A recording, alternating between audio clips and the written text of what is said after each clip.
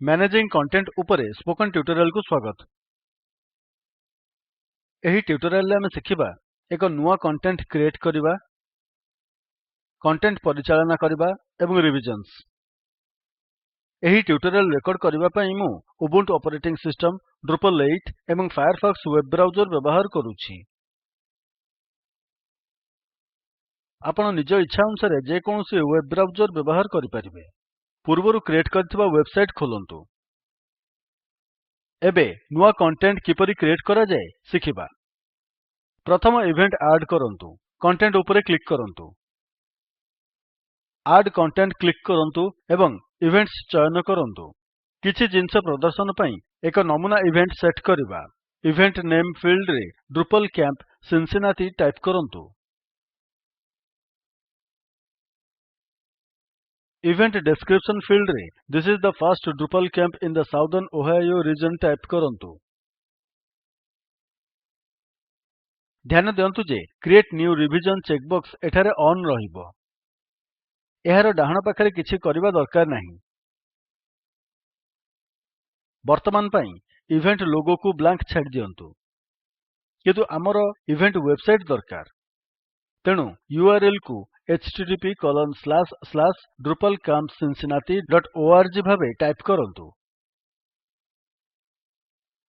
Link text को blank छाडी दियंतु। सेही डिस्प्ले हेउची प्रकृत यूआरएल। तेणु आमे एबे सेही भଳି करिबा।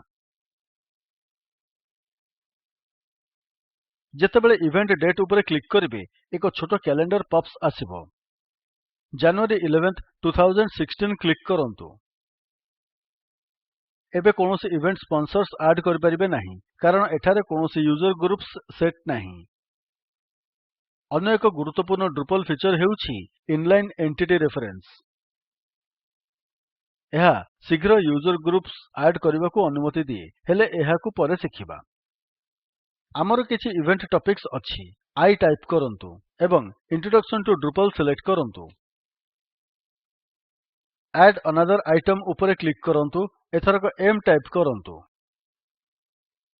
ध्यान दियंतु जे एम थिबा समस्त टॉपिक्स प्रदर्शित हेबो। मॉड्यूल डेवलपमेंट सिलेक्ट करंतु। आपण अन्य टॉपिक्स चयन करि परिबे। सेव एंड पब्लिश क्लिक करंतु। एठारे ड्रुपल कैंप सिनसिनाटी नोड अछि। टाइटल, बॉडी, इवेंट वेबसाइट जहा स्वतः ही एक लिंक होइथाय किंतु एहा प्रकृत रे विद्यमान न थाय। आपण इवेंट डेट फॉर्मेट को बदलाई परिबे। एहा हेउचे एक टेक्सोनोमी। जदि एही लिंक क्लिक हुए तेबे इंट्रोडक्शन टू ड्रुपल सह प्रत्येक इवेंट संजोग हेबो एवं पब्लिकेशन डेट सह क्रम रे तालिकाभुक्त हेबो। आमे सफलतापूर्वक प्रथम इवेंट नोड क्रिएट करिछे। एबे शॉर्टकट्स एवं ऐड कंटेंट उपरे क्लिक करंतु एवं यूजर ग्रुप ऐड करंतु। एहाकू सिनसिनाटी यूजर ग्रुप कहि परिबे। यूजर ग्रुप डिस्क्रिप्शन फील्ड भितरे टाइप करंतु this is the user group from the southern Ohio region based in Cincinnati एवं we meet on the third Thursday of every month. सेथिरे अधिक information add करि परिबे। सही यूजर ग्रुप पई URL हेउची https://groups.drupal.org/cincinnati। एहा वर्तमान पई विद्यमान नाही किंतु एहा साधारणतः एहीपरि प्रदर्शित होइथाय। आपणक एरिया रे यूजर ग्रुप खोजिबा पई groups.drupal.org को आसंतु। एहा परे आपणक आग्रह को आधार करी क्विक सर्च करंतु। सारा विश्व रे अनेक यूजर ग्रुप्स अछि। ग्रुप कांटेक्ट भितरे drupal स्पेस ग्रुप एवं कांटेक्ट इमेल भितरे drupalgroup@email.com टाइप करंतु।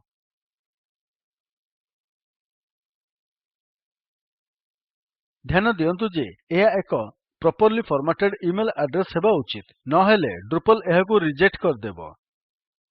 एठारे थिबा मल्टीपल ऑप्शंस मध्यरु ग्रुप लेबल चयन करंतु एवं इवेंट्स स्पॉन्सर्ड भितरे इवेंट चूज करंतु। जदि डी टाइप करिवे तेबे ड्रॉप डाउन रे ड्रुपल कैंप सिनसिनाटी शो करिवो। ସେଭ୍ ଆଣ୍ଡ୍ ପବ୍ଲିଶ କ୍ଲିକ୍ କରନ୍ତୁ। ଆମେ ସଫଳତାପୂର୍ବକ ପ୍ରଥମ ୟୁଜର୍ ଗ୍ରୁପ୍ କ୍ରିଏଟ୍ କଲେ। ଏବେ କଣ୍ଟେଣ୍ଟ ମ୍ୟାନେଜ୍ କରିବା ଶିଖିବା। ଯଦି କଣ୍ଟେଣ୍ଟ ଉପରେ କ୍ଲିକ୍ କରିବେ ତେବେ ସାଇଟ୍ ରେ ସମସ୍ତ କଣ୍ଟେଣ୍ଟର ତାଲିକା ପାଇବେ। ଏହା କେଉଁ କଣ୍ଟେଣ୍ଟ ଟାଇପ୍ କିଛି ଫରକ ପଡେ ନାହିଁ, ଆମେ ସମସ୍ତ କଣ୍ଟେଣ୍ଟ ଦେଖିପାରିବା। ପବ୍ଲିଶ ଷ୍ଟାଟସ୍, କଣ୍ଟେଣ୍ଟ ଟାଇପ୍ ଏବଂ ଟାଇଟଲ୍ ଦ୍ୱାରା ଫିଲ୍ଟର କରିହେବ। ଯଦି ଏଠାରେ W ଟାଇପ୍ କରି ଫିଲ୍ଟର କ୍ଲିକ୍ କରିବେ ତେବେ କେବଳ W ଆରମ୍ଭ ହେଉଥିବା ନୋଡ୍ସ ପାଇବେ। ରିସେଟ୍ କ୍ଲିକ୍ କରନ୍ତୁ। ଯଦି ମଲ୍ଟିପଲ୍ ଲାଙ୍ଗୁଏଜେସ୍ ଅଛି ତେବେ ଅନ୍ୟ ଲାଙ୍ଗୁଏଜ୍ ବାଛିପାରିବେ। ଥରେ ତାଲିକା ପାଇଗଲେ ଏକ ସମୟରେ ଏକାଧିକ ନୋଡ୍ ସିଲେକ୍ଟ କରିପାରିବେ, ଯେମିତି ଡିଲିଟ୍, ମେକ୍ ଇଟ୍ ଷ୍ଟିକି, ପ୍ରମୋଟ୍ ଇଟ୍, ପବ୍ଲିଶ ଇଟ୍ ଇତ୍ୟାଦି।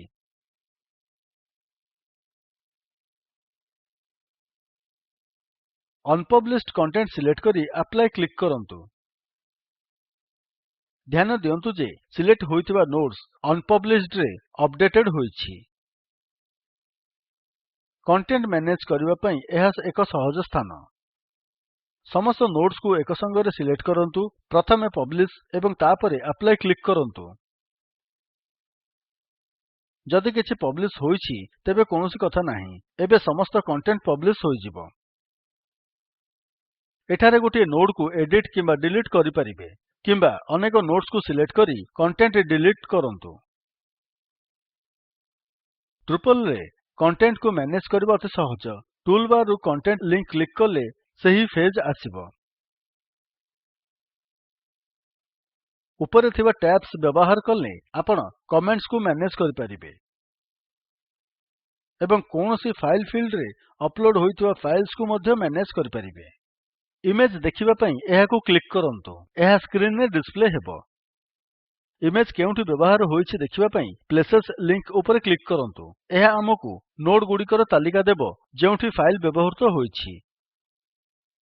ଆଡମିନିଷ୍ଟ୍ରେଶନ୍ ଟୁଲ୍ ବାର୍ ରେ ଆପଣ କଣ୍ଟେଣ୍ଟ ଲିଙ୍କ୍ ମଧ୍ୟରୁ କଣ୍ଟେଣ୍ଟ, କମେଣ୍ଟସ୍ ଏବଂ ଫାଇଲ୍ସ ମ୍ୟାନେଜ୍ କରିପାରିବେ। ଏବେ ଗୋଟିଏ ନୋଡ୍ ରେ କମେଣ୍ଟ ଆଡ୍ କରନ୍ତୁ। ମୁଁ ଏହି କମେଣ୍ଟ ଆଡ୍ କରୁଛି, great node, fantastic content. Save click କରନ୍ତୁ। ଯେହେତୁ ଆମେ ସୁପର ୟୁଜର୍ ଭାବେ ଲଗ୍ଡ ଇନ୍ କରିଛେ, ତେଣୁ ଆମକୁ ସବୁକିଛି ଦିଆଯାଇଛି। ଆମକୁ ପ୍ରକୃତରେ କିଛି କରିବାର ନାହିଁ। ଯଦି ଆପ୍ରୁଭାଲ୍ ପାଇଁ କମେଣ୍ଟସ୍ ସେଟ୍ କରିବାକୁ ଚାହୁଁଛନ୍ତି, ତେବେ କଣ୍ଟେଣ୍ଟ, କମେଣ୍ଟସ୍ କ୍ଲିକ୍ କରିପାରିବେ ଏବଂ ସେଗୁଡିକୁ ଏଠାରେ ମ୍ୟାନେଜ୍ କରିବାକୁ ସମର୍ଥ ହେବେ। ଉଦାହରଣ ସ୍ୱରୂପ କମେଣ୍ଟସ୍ କୁ ବଲ୍କ ପବ୍ଲିଶ୍ କରନ୍ତୁ କିମ୍ବା ସେଗୁଡିକୁ ସ୍କ୍ରିନ୍ ରୁ ଡିଲିଟ୍ କରନ୍ତୁ। ଡ୍ରୁପଲ୍ ରେ ଗୋଟିଏ ସ୍ଥାନରୁ କଣ୍ଟେଣ୍ଟ, କମେଣ୍ଟସ୍ ଏବଂ ଫାଇଲ୍ସ ମ୍ୟାନେଜ୍ କରାଯାଏ। ଏହାପରେ ଏକ ନୋଡ୍ ଅପଡେଟ୍ କରନ୍ତୁ କିମ୍ବା ନୋଡ୍ ପରିବର୍ତ୍ତନ କରନ୍ତୁ ଏବଂ ରିଭିଜନ୍ସ କେମିତି କାମ କରୁଛି ଦେଖନ୍ତୁ। ହୋମ୍ ପେଜ୍ କୁ ଆସିବା ପାଇଁ ହୋମ୍ ଲିଙ୍କ୍ ଦାବନ୍ତୁ। ଡ୍ରୁପଲ୍ କ୍ୟାମ୍ପ ସିନ୍ସିନାଟିରେ କ୍ୱିକ୍ ଏଡିଟ୍ ଦାବନ୍ତୁ। ଏହି ନୋଡ୍ ର ବଡିରେ ଆହୁରି ଅଧିକ କଣ୍ଟେଣ୍ଟ ଆଡ୍ କରନ୍ତୁ। There is another great camp in Columbus every October. Save ଦାବନ୍ତୁ। ଏବେ ଡ୍ରୁପଲ୍ କ୍ୟାମ୍ପ ସିନ୍ସିନାଟି ଉପରେ କ୍ଲିକ୍ କରନ୍ତୁ ଏବଂ ଆପଣ ରିଭିଜନ୍ସ ନାମରେ ଏକ ନୂଆ ଟ୍ୟାବ୍ ଦେଖିପାରିବେ। ରିଭିଜନ୍ସ କ୍ଲିକ୍ କରନ୍ତୁ ଏବଂ ଆପଣ ଦେଖିପାରିବେ ଯେ ଆଡମିନ୍ ନୋଡ୍ କୁ 2:37 ରେ ଅପଡେଟ୍ କରିସାରିଛି ଏବଂ ଏହା ହେଉଛି କରେଣ୍ଟ ଭର୍ସନ୍। ପୁରୁଣା ଭର୍ସନ୍ ମଧ୍ୟ ଅଛି। ଏହାକୁ କ୍ଲିକ୍ କରିବା ଦ୍ୱାରା ପୁରୁଣା ଭର୍ସନ୍ ଦେଖିପାରିବେ, ଯାହାର ଦ୍ୱିତୀୟ ପାରାଗ୍ରାଫ୍ ନାହିଁ। ପଛକୁ ଫେରିବା ପାଇଁ ରିଭିଜନ୍ସ କ୍ଲିକ୍ କରନ୍ତୁ। ଏହାପରେ ପୁରୁଣା ଭର୍ସନ୍ କୁ ରିଭର୍ଟ କିମ୍ବା ଡିଲିଟ୍ କରିପାରିବେ। ସେଥିରେ ଅନ୍ୟ ମଡ୍ୟୁଲ୍ସ ଅଛି ଯାହା ଏହାକୁ ସରଳ କରେ। କିନ୍ତୁ ଭର୍ସନ୍ କଣ୍ଟ୍ରୋଲ୍ କୁ ଡ୍ରୁପଲ୍ ସମ୍ପୂର୍ଣ୍ଣ କରିସାରିଛି। ତେବେ କୌଣସି ନୋଡ୍ କୁ କିଏ ଏବଂ କେତେବେଳେ ବଦଳାଏ ଆପଣ ଜାଣିଛନ୍ତି ଏବଂ ଆପଣ ଚାହିଁଲେ ରିଭର୍ଟ ବ୍ୟାକ୍ କରିପାରିବେ। ତେବେ ଡ୍ରୁପଲ୍ ଭର୍ସନ୍ କଣ୍ଟ୍ରୋଲ୍ କ୍ରିଏଟ୍ ହୋଇଛି ଏବଂ ଏହା ପ୍ରକୃତରେ ଉପକାରୀ। ଏହା ଆମକୁ ଏହି ଟ୍ୟୁଟୋରିଆଲ୍ ର ସମାପ୍ତିକୁ ଆଣେ। ସଂକ୍ଷିପ୍ତରେ ଏହି ଟ୍ୟୁଟୋରିଆଲ୍ ରେ ଆମେ ଶିଖିଲେ କଣ୍ଟେଣ୍ଟସ୍ କ୍ରିଏଟ୍ କରିବା, କଣ୍ଟେଣ୍ଟସ୍ ମ୍ୟାନେଜ୍ କରିବା ଏବଂ ରିଭିଜନ୍ସ।